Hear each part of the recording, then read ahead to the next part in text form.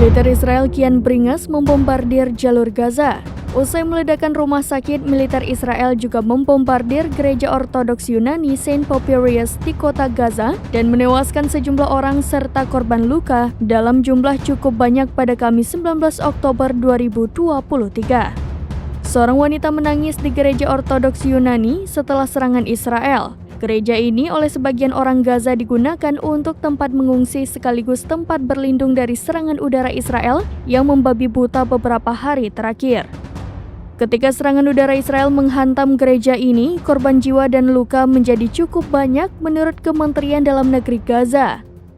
Serangan itu menyebabkan sejumlah martir terluka di kompleks gereja Ortodoks Yunani Saint Papirius di kota Gaza, sebut Kementerian Dalam Negeri Gaza pada Kamis malam 19 Oktober 2023.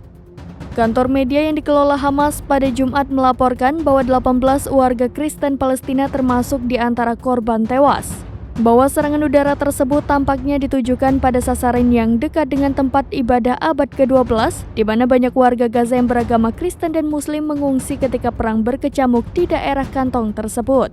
Militer Israel mengatakan kepada AFP bahwa jet tempurnya telah menghantam pusat komando dan kendali yang terlibat dalam peluncuran roket dan mortir ke arah Israel. Para saksi mata mengatakan serangan itu merusak bagian depan gereja dan menyebabkan bangunan di dekatnya runtuh dan banyak orang yang terluka dievakuasi ke rumah sakit. Saint Papirius dibangun sekitar tahun 1150, adalah gereja tertua yang masih digunakan di Gaza. Terletak di lingkungan bersejarah kota Gaza, gereja ini menawarkan perlindungan bagi orang-orang dari berbagai agama selama beberapa generasi.